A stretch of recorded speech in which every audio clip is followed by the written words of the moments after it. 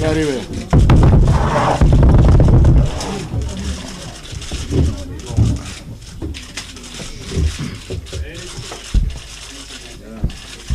Carlo, incroyable. Je vais commencer avec Christophe Javet en premier, s'il vous plaît.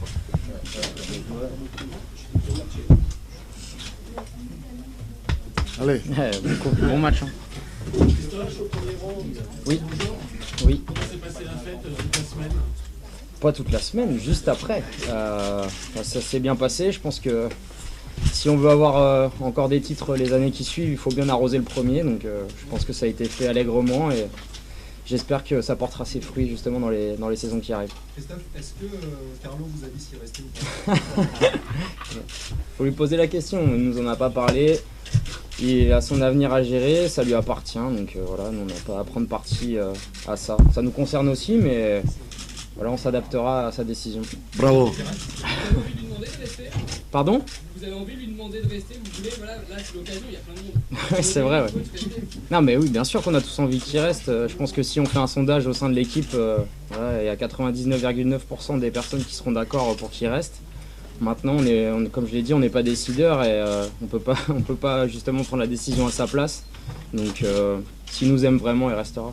Christophe, ça fait quoi d'avoir ce trophée à côté de toi? Bah, c'est quelque chose de fantastique. J'ai un parcours un peu atypique, je pars de loin et j'aurais jamais imaginé pouvoir le soulever un jour. Donc, c'est vrai qu'aujourd'hui, on a la chance d'être champion de France. On mesure, mais pas totalement. Donc, les flashs.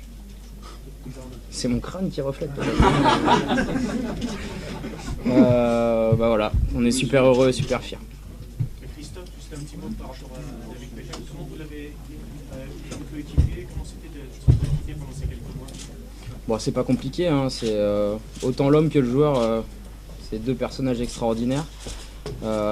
J'ai vraiment fait une rencontre magnifique avec David. Il est simple. On aurait pu penser que c'était un jeune qui débutait, tellement il avait une soif de travail et aussi de perfectionnisme. Donc voilà, c'est un exemple à suivre, je pense, pour tous les jeunes footballeurs aujourd'hui qui ont des idoles un peu différentes de ce que peut représenter David. Je pense que c'est vraiment la route à suivre.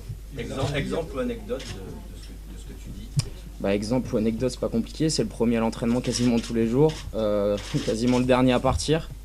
Bah, ultra professionnel et puis une rage de vaincre sur le terrain qui déborde parfois un peu, on l'a vu aussi, mais voilà, ça démontre même que même à son âge, on a encore envie de gagner des trophées. Je pense que voilà, partir sur un titre de champion pour lui, un de plus, après c'est 19 je crois, ou je ne sais plus combien, c'est voilà, c'est quelque chose de grand et on ne peut que le respecter aujourd'hui et respecter aussi sa décision.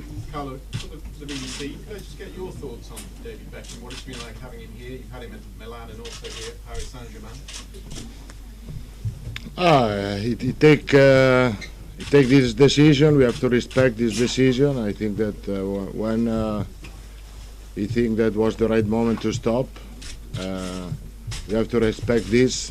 Of course, not just PSG, but the football world lost a fantastic player, lost a fantastic professional player, lost a good man. But I think that he takes the right decision because he decided to stop and not other people. Maybe sometimes can happen that one player stop to play because he doesn't find another club, he doesn't find a relationship with the manager. David decided, and everyone respect this. Does he still have a role at the club? No, I don't think so. It's not my business to find a role to David. I think he's going to speak with the club, and if they decided to have a new position, is up David and the club. Est-ce que Carlo part à la Oh la Madonna. Est-ce que Carlo part à la retraite aussi? Hein? Est-ce que Carlo part à la retraite aussi? Io in pensione? No, je pense d'aller en pension quand j'ai 60 ans. Alors, encore 6 ans. Carlo, est-ce que Ouais, c'est bon. Carlo, can I just ask what his great qualities were? You had him at Milan, you had him here. What his qualities as a player, David? As a man? Really professional, really humble, he really loves football, love his job, and so this is the best quality. I found a player very humble, and so a man very humble, and this is the best quality that I saw in his character. When did he tell you? Did you try to persuade him to stay on? No, because he decided. I think that he thought a lot about this because it will not be easy. It's not easy for a player to say I have to stop career, but he had a fantastic career, and I think that he chose the right moment. Christophe, comment vous avez vécu les débordements du Trocadéro, vous les joueurs, lundi soir? Bon, on est forcément déçus de ce qui a pu se passer. Maintenant, nous, sur le moment, on l'a pas vécu de la même façon, même si on aurait aimé rester un peu plus sur le podium pour que tout le monde puisse lever le trophée et le montrer au public. Voilà, je pense que c'est la plus grosse partie qui est le point noir pour nous, les joueurs. Mais sinon, au-delà de ça, on a vécu un moment incroyable. Je pense qu'il n'y a pas grand club en France qui peut fêter un titre avec autant de ferveur autour justement d'un trophée, d'un bus et de ses joueurs. Donc c'était un moment particulier, incroyable et qu'on gardera dans nos mémoires, même si on aurait bien sûr tous aimé que ces débordements n'arrivent pas. Ça a gâché un peu la fête? Pardon? Ça a clairement gâché la fête? Ça a gâché la fête, oui. On a dû rester un petit peu, on a dû annuler quelques plans et rester un peu tranquille au parc, mais voilà, c'est vrai que on va dire que c'est pour l'image plus du football français en général que c'est dévalorisant plutôt que pour nous, parce que nous on y est pour pas grand chose dans cette histoire. On a juste essayé d'offrir un meilleur moment à nos supporters. Maintenant on peut pas tout empêcher, donc voilà, il faut justement essayer de relativiser par rapport à ça. Nous on a essayé d'en profiter un maximum et voilà, après il y a des décisions qui sont prises à différents niveaux, mais ça ne nous concerne pas, donc je peux pas revenir dessus.